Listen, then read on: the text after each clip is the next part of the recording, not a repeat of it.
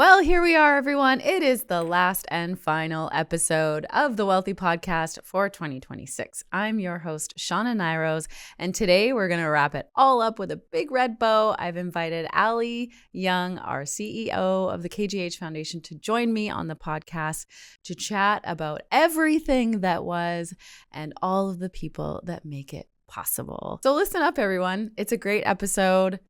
Happy holidays. All the best for 2026.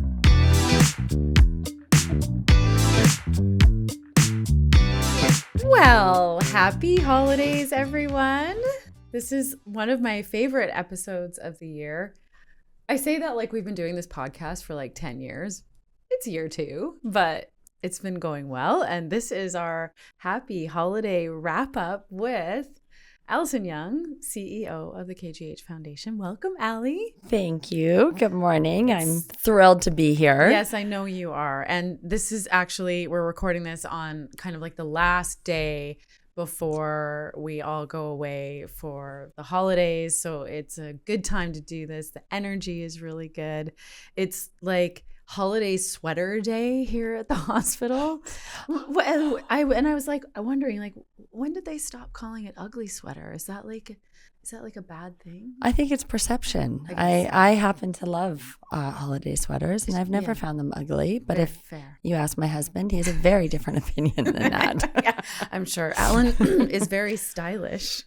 Okay, Ali, welcome. Today, I'm really just hoping to jam out with you and take a look back on the year that 2025 was, and then take a look ahead on what we can look forward to in 2026.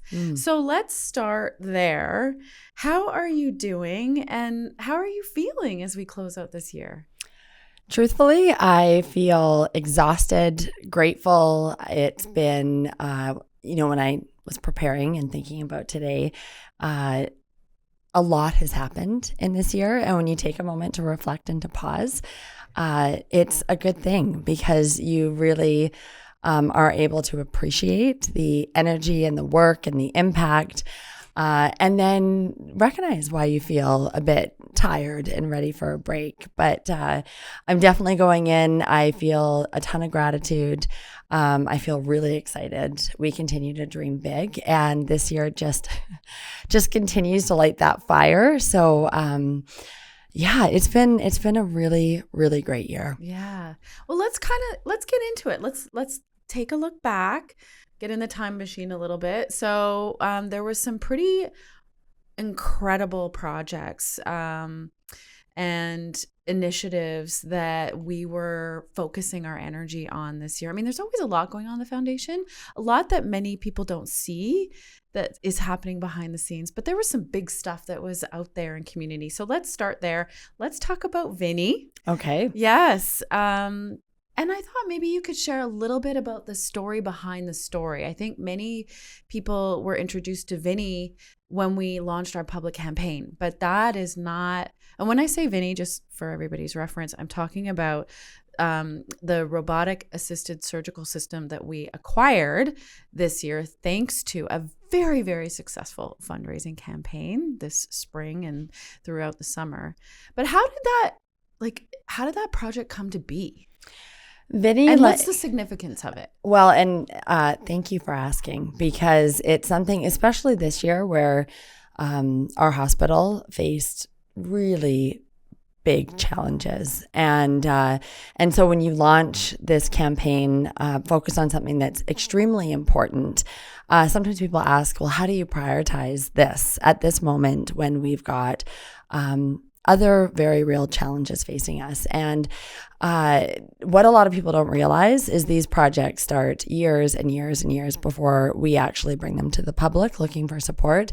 Vinny's a great example. Dr. Josh Wiesenthal, he came into my office probably 8 years ago. I was Chief Development Officer at the time. And he talked to our CEO at the time and said, we need a robot. And at that time, it was not happening. He was heard, but we weren't in any kind of position to advance it. But we've stayed in touch with Josh, and about 4 years ago, we got really serious about the conversation, introduced the idea to the board, brought Josh in front of many of our supporters. We had patients who Josh has provided and his team have provided care for, who were coming right into our office and saying, how do we get a robot here? Like, this is standard of care. This is happening in other parts across the country. So hundreds of hours of conversations, both with those who may be looking to support, those who provide care. You have to work so closely with the health authority. People will often ask, like, can't you just buy it, plug and play? It's never that easy. And there's always the operating costs. So really, most of what we do, even when, like Vinny, 100% of those funds came from our community for the robot and for the equipment. We have to make sure that we're able to operate that equipment. So that's done in partnership with the Ministry of Health and the Health Authority. But you have to be having that conversation, working those plans. I remember sitting with you, and we have to ready ourselves. So we got approvals. We sent our letter of support, we being the foundation with the board support, to the Health Authority. We have to then start thinking about, how do we bring this to community and have all of that ready and recognize there's risk. We could have been told to wait, to hold on. It's not the right time. And then, especially now in our current fiscal climate, if we hadn't gone to market when we did, if we didn't have the support of this community, even though the health authority approved implementation of robotic assisted surgery, there was no money. Mm-hmm. So if our community hadn't helped us raise that $5 million, there would be no robotic surgery at Kelowna General Hospital right now. So that's the story. I mean, huge. I guess, and that's the short story. Yeah, that's the short story. Yeah. There were so many amazing stories about Vinny. You know, we were chatting about this as a team, the communications team, like, little known fact, but Vinny was actually created by Arden, like the character Vinny, Arden Poulin, who's a member of our team. She does our events and she does a lot of our social media content. But, you know, on the side, she dreamt up this character for Vinny, and it's just taken on a life of its own. The community has embraced Vinny with so much enthusiasm, which is so great, because I think one of the things that we often grapple with as an organization is like, how do we counter the narrative that's sort of playing out right now about healthcare? And we know that there's like a lot of challenges that the system is facing, for sure. So how do you get people excited about healthcare in an environment where there's all of these stories about what's broken? Mm-hmm. And I think Vinny really did pull the community together. And a big part of that was just wrapping our delight around a bright pink robot. This gets me thinking about a couple of things. So a reflection, Arden, the fact that we have this team that is extremely passionate, like passionate to a point that we're often having to just take a temperature check. Like, are people resting? Are they giving themselves the time that they need? I'm really proud that we have a culture that looks to our team to say, like, what ideas do we have? Here's the big problem. Here's the big dream. And it's incredible, the creativity and the ideas. You know, this didn't come from an expensive ad agency. This came from you saying to your team, how do we do this? And Arden going home and like over a weekend with her partner, coming up with this idea, and then us saying, okay, let's do it. And I think because of that intention and that passion behind it, people felt that. Mm-hmm. So it really humanized healthcare. It humanized robotic assisted surgery, which is really important. It's a little scary for some people. Yeah. It is different. I mean, a surgeon is the pilot and in the driver's seat, but it is something that, I mean, most of us, I've seen it. I haven't ever experienced it. So it humanized it. And then so going to that comment about how do you cut through and how do you show up differently, so thinking about the conversations with Josh. And I remember he and his team and Maurice, Dr. Maurice Blitz, he's got the great glasses. I'm sure people will recognize him. Yeah. Many times, even when we were delayed or things weren't going as quickly as we would like, they would say, do you know the difference it makes just to have somebody listen? Do you know, like, you might not be able to fix this. We might not be able to sort of be where we want to be right now, but you're listening. And so I think Vinny embodied all of that. And I feel like the community felt that. And at a time that there are so many pieces that are challenged and so many parts that are challenged, it feels really good to feel like you can be a part of moving something ahead, like progress. And we can talk about this now or another time, but progress is everything. There is nothing worse than feeling like you're standing still, especially when things are hard. Yeah. And we will get to that because I'm going to talk about our newsletter redesign. But before that, Vinny's here. And so, which is actually, like, we talk about the excitement of the community to, like, get Vinny here, but now Vinny is here. Vinny is at KGH. We've begun robotic assisted surgery here at KGH. In fact, some of our team is going up there today to actually view a surgery happening. It's just so cool. The clinicians here at KGH are so excited about this acquisition. Tell me just a little bit, like, what is the significance of bringing robotic assisted surgery to KGH? What does this mean for patients? But also, what does this mean for sort of like the culture and the enthusiasm of the hospital? So we've talked a lot about the benefit to patients. It's more precise. It's less invasive. Traditional method, certainly can achieve similar results, but the robotic assisted surgery can sometimes be the difference between, if we look at prostate cancer, impotence or function, and that's a pretty big deal. And when you know you can get that care in the province next door, we don't want to have to travel for that. We deserve that care right here at home. That was very on brand of me. But I think for providers, so we're hearing the biggest challenge, one of the biggest challenges that we face is people. It's people challenges. It's people who are in the system wanting to provide the very best care and feeling like there is something that's limiting them. So not having the right technology, not having the time, not having the equipment. And then it's recruiting. So with robotics, medical students and specialists who are training right now are training on robotics. Yeah. They expect this from the sites. When they think about all the places that they could work, they want to arrive somewhere that has the technology that is going to position them to provide the very best care. So it's a story where those who were already here felt heard and listened to. They feel like the community was with them, like side by side, as we advance this. And now the excitement and the enthusiasm. And we had a surgeon come in, and I think we're going to share his story a bit more fully in the new year. But he came here because he knew robotics was coming. He arrived, so he came based on trust, probably inspired by the group who is here. And he came in last week, I think it was, or the week before, excited, talking about sort of his most recent cases, and then talking about some not national data, but international data around outcomes for surgeons specifically who perform robotic surgery. And he showed, lots of different lines. And he said, you see at the very bottom here, this is the top 10% in the world.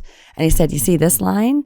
He said, that's me. And he was right in the middle of that pack. Mm-hmm. So at KGH, we have one of the world's best thoracic surgeons. Yes. And he's focusing on lung cancer. Mm-hmm. And he said, KGH, it will be the place in the country that people will want to come if they're dealing with lung cancer and require surgery. Yeah. And it just made me like just head to toe. I felt this surge of energy that it was like, yes, more of that. Yes. And so when you talk about the noise too, we will figure these things out. It's hard, and there's going to be continued hard times, and people are tired and burnt out and waiting too long. But there's also really good medicine happening. KGH has the vastest amount of disciplines of any other site in British Columbia. Other than transplant, complex pediatrics, and burns, we do it here. Like, there are things that people maybe would think they have to travel for, and they don't. And we have clinicians who are like entrepreneurs because they're just like, how do we get it done? And they're so committed to the population here and this hospital. So it's just probably more than you were asking for. But Vinny's just a piece that's why I'm of this bigger picture. Because like, I think that these are the kinds of nuances. Like sometimes maybe you just see Vinny out in community and you're like, awesome, I love that. I'm going to give to that.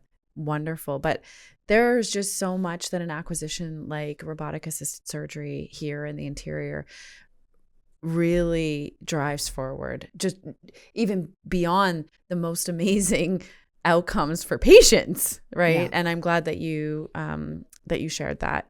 Okay. I promised Jason that we would be fast today. I don't know about that. There's a few other things that happened this year that were super cool. So the JP Center opened, the Jimmy Pattison Center for Health Systems Learning and Innovation. It's a mouthful. It is. So we just call it the JP Center. And so that's how I'm going to refer to it hereafter. JP Center opened. What does this mean for our community? There's another one. That was the longest pregnancy I've ever had. And it was 4+ years of convening partners, working super close with Interior Health, listening. I remember the first conversation we had with the Jim Pattison Foundation, and they were like, we like different. We are interested in innovation, but we don't fully understand exactly what it is you're trying to do. And it involved like trust and perseverance. And to open the center, full board, executive director at KGH in June, it was like, I couldn't even believe it, because it went from being an idea, it was then sort of spoken into existence. There is a network of people throughout the interior and beyond who are committed. The center had an identity before it was ever actually really a thing. Mm-hmm. And now we have this hub right here in the central Okanagan that is focused on bridging that gap between really good ideas. Innovation is technology, it's a product, it's a practice that for the most part, things have been demonstrated to be effective, proven, but they're not getting into the system. Yeah. And people don't know how to enter the system. They don't know, like, you walk up to KGH and knock on the front door, and I've got a great technology that I think will improve care. And then you have people in the system. Interior Health is looking for ways to innovate to improve care. Physicians, nurse practitioners, they're on the ground. Occupational therapists are on the ground saying, we've got ideas, we've seen a technology, or we need a thing, but it's not our job to go looking for that. And then the work that it takes to coordinate that activity to get it into the system, because of course patient care is always number one. So to be able to achieve this with our health authority partners and with our community, we're just getting started, but when it's right, it will happen. You just have to patience and perseverance. Yeah. Which is awesome that you say that, because we're just going to have to tuck that away in the back of our minds, because we'll get to it, but there's a few projects that are now on the horizon that we're incubating, that are probably going to take the same level of patience and sort of long-term pregnancy. But the thing is with these larger, more complex, different, innovative projects, the impact is 10x'd. Mm-hmm. It would be really easy for us to do kind of like what's always been done, which is like get the list of equipment from the health authority and then be like, okay, yeah, like we can commit to raising funds for this or that, right? I don't want to say it's easy, because I don't want to undermine the importance and the value of some of those asks. But these bigger projects, I mean, these are the things that move the needle. We have a responsibility, pardon me, as a foundation, as a community organization, to not just show up and support, but to lead. Where and when we're called upon. And we've done that. We've gained some experience Joanna's house. That's next on my list. Perfect. Yeah. When I was with the organization when those conversations were happening, everybody was at the table and agreed. We've got 1 in 4 people coming from outside of the Okanagan. We've got this tertiary hospital that is responsible for caring for a population of 1 million plus people. There's nowhere for people to stay when they're here. Where do families go? And we know that families, when they're close, it significantly improves outcomes for patients. But there was no one to take the lead on it. Not because it didn't matter. It just wasn't quite the right fit. So we did. And now we expand. Yeah. Which is that's the story of this year for Joanna's house. It's amazing after 5 years that we are already expanding, but it's because the need is there. Our population is growing, our hospital is growing, and those who were around the table the first time knew that this time would come. The day would come. The day would come, and then there were some other conditions that were just right. And together, the team with the board and some really incredible community partners who are much better at building things than we are, came together and said, okay, if not now, when? And we had the support of the board. We went to the public, and unbelievable. Like we're 65% of the way. We've broken ground, and we hope to be welcoming our sort of 10 more families, opening 10 more rooms by June, I believe. Yeah. So that's going to be a big 2026 celebration. Huge celebration. Yeah. And, it's like you said, the technology and equipment is important. Supporting families and thinking about providers is important. Driving ahead a different way of doing things is also important. So it's multidimensional, but I'm really excited about Joanna's house, and it's great to see us growing. Well, you mentioned, driving ahead on things that matter and stepping into spaces where if we didn't do it, then who would? So another emerging priority for our work, and this year more than ever, is what we're calling healthy community or care in community. And so I just wanted to ask you about Thrive Okanagan, because I think Thrive provides a really great example of, where we are potentially going more in the future, and how, the mindset around, expanding beyond walls. Like both physically and metaphorically, right? And so maybe just share about Thrive Okanagan, because it's another one of those things that people are like, what the heck is that? What is it? Yeah. So what is it? I like to start with why. Yes. So okay, why healthy communities? Yeah. And why show up in community. So we know that our hospital is designed to provide specialized medicine, trauma, acute care. It's built for that, and it does that really, really well. Where it starts to struggle is when we rely on our hospital as a primary care provider, as a mental health intervention, as a place when you're aging and you require extra support.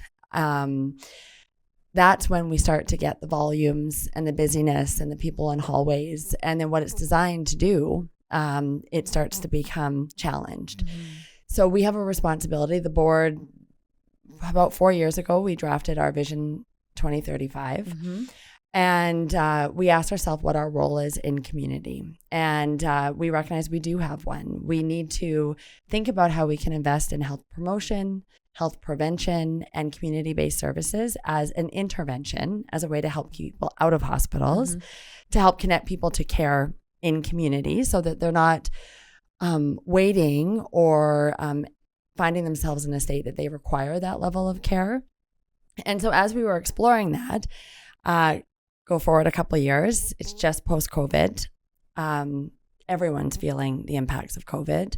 Mental health is on sort of an all-time rise. And we knew as a foundation we had a responsibility to respond. How do we go out to community with anything if we haven't included mental health intervention as a part of that. Totally. So the only way that we sort of knew how to identify what is the greatest need, we called our partners into a room. And I remember sitting in this building, and we had individuals from the hospital, from interior health outreach programs that are based in community. And then we also called in our other partners like CMHA Kelowna and the CAYC Kelowna and Kelowna Community Resources, all these acronyms, and said, what can we do?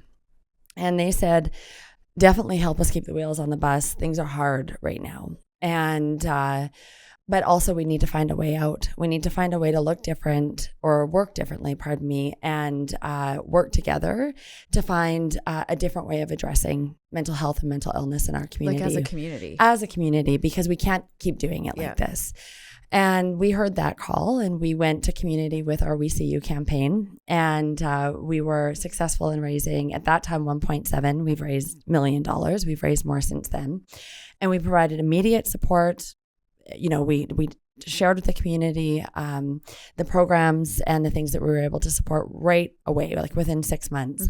And then we put money aside for what we're calling collective impact. So it was to bring those people back together again and give them the time and space to talk about where they saw gaps and where they saw opportunities, and then use that money to fund action in those spaces. So not us setting the agenda, but community members and providers, people with experience, boots on the ground, saying this is where investments have to happen. And we saw a lot of pickup, and Thrive came as a way of wrapping a book cover around that activity. And rather than focusing on mental illness, not that we don't, we provide a lot of incredible supports to KGH, but looking at how do we invest in things that keep people well? How do we keep people engaged and active? So physical literacy, right from young people in schools, right through to as you're aging, if you keep moving, you reduce hospital stays, you reduce the likelihood of needing to go to the hospital at all. And it really started to show us a new pathway, a place that we could participate with donor support, and fund the work that often is invisible. So when you have high functioning organizations and people who are all dedicated to providing a particular service or care, they don't also have the time to call together people who are in their space and then write a plan, they're set busy next steps. delivering services. They're busy. So for us to be able to convene those groups and then steward those activities and then fund action that comes from that, we're still learning, but it's showing really positive impact. And then building on Thrive, we've also done some great things with our partners like the YMCA Southern Interior, and we, through our Heart of BC, which is another just epic thing that happened this year. We're focusing on community-based care and not at the expense of our hospital. There is a whole cohort of people from our community who get it. We also know it's the place that doesn't typically get a lot of government funding. And while you can't measure it the same way you can other things, as in you buy one piece of equipment, you help 20 people, and it took X number of dollars to raise to do that. It's the storytelling, it's the people who are involved in the conversation, and it's looking over a period of a couple of years and realizing what once was a closed door is now open. And you were a part of that. So we're going to continue to explore that space and focusing on healthy communities. It's super exciting. And I think it just makes me so proud and excited for us as an organization, but also just like as a member of this community that we're thinking beyond the walls. Like, again, physically and metaphorically. It's like people used to say, think outside the box, right? And this is really what that is. So it's super, super exciting. And before we move on, I just also wanted to recognize the Heart of BC lottery. We won't get too much into it, but this team here at KGH Foundation took something that was nothing. Like basically it was like this idea of like, let's make a 50-50 lottery that is accessible and open to all, and cross our fingers, do some marketing around it, do some smart thinking around it. And hopefully we can raise some funds, to your point, that are specifically designated for health prevention and promotion in our community. Yes. And if I may, innovation. So we often will fund innovation and innovation activities and technology, but we too challenge ourselves at the foundation to be innovative. So Heart of BC was birthed from what was an initiative that didn't turn out the way we had hoped it would. Yes. And that initiative was baked in community with an incredible partner and some followers, and we were able to do some really cool things. So that was the Lake Life Lottery. The Lake Life Lottery, yes. But after Which was 3 a home years, lottery. It was a home lottery. After 3 years of our best effort, it wasn't producing the results we had hoped. And so we reimagined it. And the Heart of BC, it's like we would have never known what we were stepping into. Mm-hmm. And now, it was going to be one. Now it's twice a year. Mm-hmm. It's not just here, but it's our local, it's our home lottery. Yeah. These dollars stay in the interior, in the central Okanagan. We've partnered with our hospital foundation partners up and down the region. They are participating. They are promoting it. They are supporting it. And money from those who play in their communities goes back to their communities. Yeah. And it's branching them into community health initiatives. So it's just such a cool ripple effect that makes me feel really proud. And again, that was imagined, that was homegrown. That was like inside the team. It wasn't about, you know what, that initiative you launched, that didn't work. Nice one. It was like, we tried. What did we learn? Let's not throw the baby out with bathwater. And now what can we do? And it's just, that's, I think, where the magic starts and where you push beyond your current walls and your current thinking. Yeah. And big shout out to Chandel and Brad, because as you said, like they're members of the team. We were like, we don't really know how to do this, but we're going to figure it out. And, the two of them really led a team initiative to get the Heart of BC lottery off the ground. And I think it was probably one of the most fun activities, like when we're in market with Heart of BC, just to see like, oh my gosh, we're at this, we're at that. It was kind of like a game for us too. So big shout outs to the ingenuity on the team to figure something out that we didn't know how to do and do it really well. And then a shout out to our partners too. The YMCA really trusted us. Yes. As we reimagined it, and they stuck with us, and they're helping us do some really great things on the ground. Yeah. Mm-hmm. Okay. What was your biggest challenge this year? That you want to talk about on the microphone? Yeah. No, I think it's staying brave. Yeah. Through a time that is full of a lot of uncertainties. I think one of the hardest things, if I sort of position myself from our foundation lens, is what our hospital was experiencing, and the shutdown of pediatric services, leadership challenges, community perception around all of that. What is our role? What is our responsibility? Maybe at times being seen as standing still when we weren't. We think very carefully about the ring that we step into, and we support often quietly. And we recognize that our best work might be done behind the scenes, and it can be hard to shoulder that pressure. And so I think that was incredibly challenging, because it left people feeling, worried, unsure, unclear, and we still had to push things ahead, and we still had commitments we needed to make. So that was a big one. And then with leadership change, also creates uncertainty. So we rely heavily, obviously, on our super partner, on Interior Health, and and KGH. And so anytime there's big leadership change, it creates a lot of uncertainty. And I have a lot of compassion. There's a lot of people right now who are really unclear with what the future will look like. So it's just facing that, where there's hope and there's advancement. There's also people who are facing really, really hard times, and just maneuvering that and feeling it. Like I don't know, and we talked about this yesterday, how to not feel and embody everything that this organization is, including the people who work with us and the people that we work with. And when they're experiencing things, you feel it. It's very real. You can't turn your eye to it.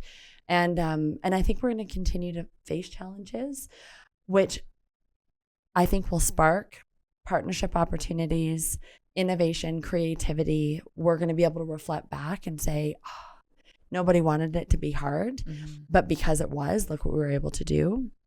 But and not being able to know exactly what this will all bring. So that was a big one. We had some retirements of some incredible people that have been with our team and really made an impression. Yeah.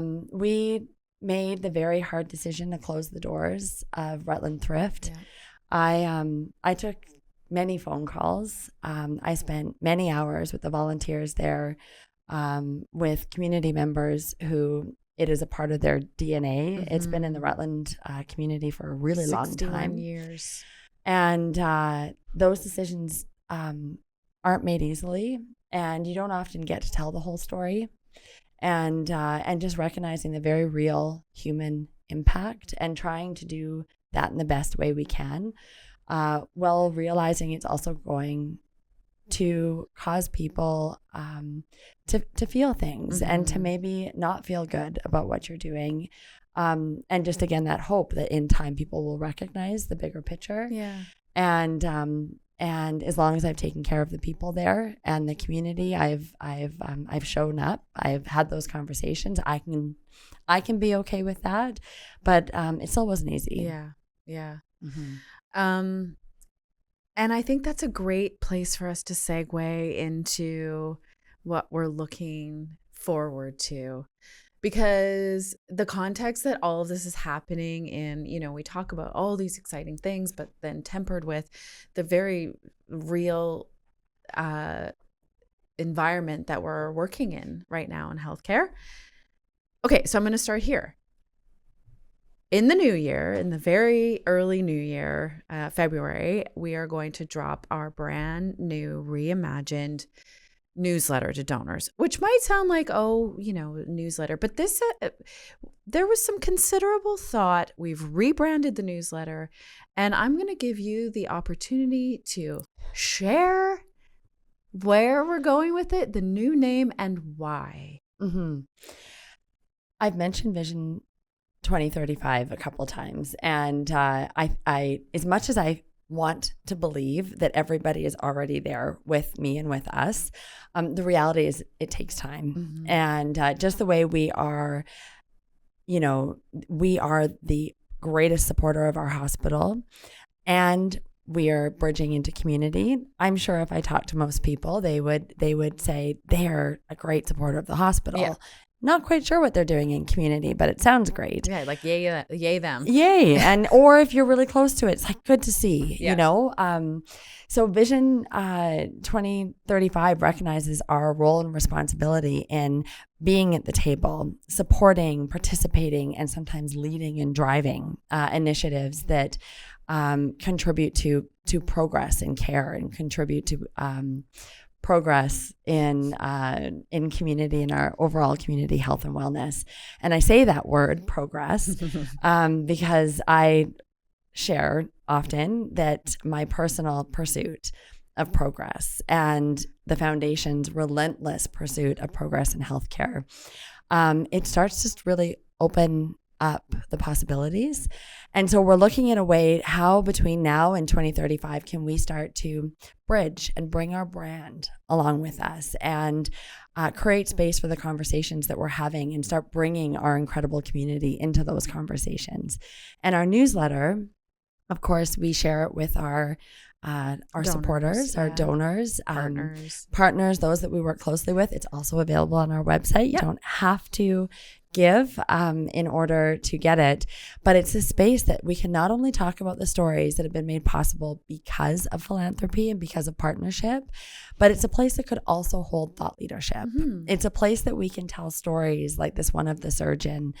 It's a place that we can maybe start to create the confidence that we have in our healthcare system more broadly with the general public. And it was time to evolve. Yeah. It was time to expand beyond what we were to where we're going. So what's the new name? The new name is Aspire. Aspire. Yes. And overwhelmingly, this, and I will give credit where credit is due. I wanted a different name, but Allie and I were jamming out as we do, and she was like, "Well, I want it. It's something that says progress, And she really was just sort of like pushing, and I was like, "Oh, like aspire," and she was like, "Yes, aspire," and it just sort of caught like a flywheel, and so I'm really excited that we're gonna share aspire with our community. And you said something, Allie, like we sort of did this process internally of like Yes. betting it. And one of the soft objections to the name was it's too in the clouds, like fluffy, dreamy, right? And your response was so awesome, which was? I think I said something to the effect of dreaming big doesn't mean your head is in the clouds. Yeah. Dreaming big means that you know and see something that's possible, but your feet are firmly planted on the ground. And that's why I was so, I felt so strongly about Aspire. Yeah. And it's what drives us. The other thing, and I'm hearing it more and more, is we need hope. We need to believe that there is a future, that, our system is working well, that it's designed for everyone in our community, that we have access to the greatest interventions and the greatest specialized medicine right here in the central Okanagan. If we don't have that hope and we don't have that belief and we don't have a vision that everybody is striving for, then we're just keeping the wheels on the bus. Yeah. What's the point? So we need to be brave and we need to be able and willing to dream. Mm-hmm. And Aspire is something that will be a part of that for us. I love it so much. And I'm going to wrap things up there because I actually, there's a lot of really exciting things that are going to be happening in 2026, but I'm going to leave it on a cliffhanger. Nice. Y'all are just going to have to follow along to learn what those things are. But our spring campaign, we're working on it right now. It will close the Closer to Home Than You Think campaign, the $40 million promise that we made to community to rally everyone together to raise the funds that we need for the priorities in our community. But I want to close with the most important part, the component of all of this that drives everything forward, that makes it all possible. And that is gratitude for our donors, staff, our board. And I'm going to turn it over to you, Allie, because you are so incredibly articulate when it comes to stewarding everybody that makes this possible. Oh, I know. Thank you. I would say for me, it's people and our partners. So everything you just said, our volunteers, our staff, our board, the incredible care providers, those who are providing service, those who are boots on the ground, front line, never giving up. It is the businesses who get behind us and open up their doors to the community and generously donate back. It's people who have worked their entire lives, and at a point when the time is right for them and they want to give back, they choose to work with us. They trust us. They trust us to be a channel that will provide them the opportunity for legacy and for impact. And what is sort of all of this if not for people? Mm-hmm. So, and our partners, we're doing things differently here. We are good storytellers. We are good at building relationships. We've got the capacity to support the activities that help generate resources from our generous community. And our partners are really good at what they do, providing mental health care, supporting young children in terrible and difficult times, working with youth, supporting our seniors as they age in our community. So them trusting us to generate and rally and get this community support so that they can continue to do what they do really well. I mean, that's a game changer. And so I'm grateful to be in this position, grateful to be in this community. And it's a beautiful way to wrap up 2025. Absolutely. Thank you. And as we wrap up the podcast for 2025, I also just want to say thank you to Jason, who has been our production partner in all of this. We're looking at him right now. We're looking at him right now. I refer to him often. One day I'm going to get him in the hot seat because he has stories to tell too. But this podcast wouldn't be possible without him and his beautiful partner, wife, Alyssa. His little girl this year was born. And this organization is a catalyst for building community and family. And it really, truly feels like that. And it's something that we know is the magic. And as we continue to grow and think outside the walls, may we never forget that it is that sense of family and team that always propels us forward. Beautiful. Happy holidays, everyone. Happy holidays.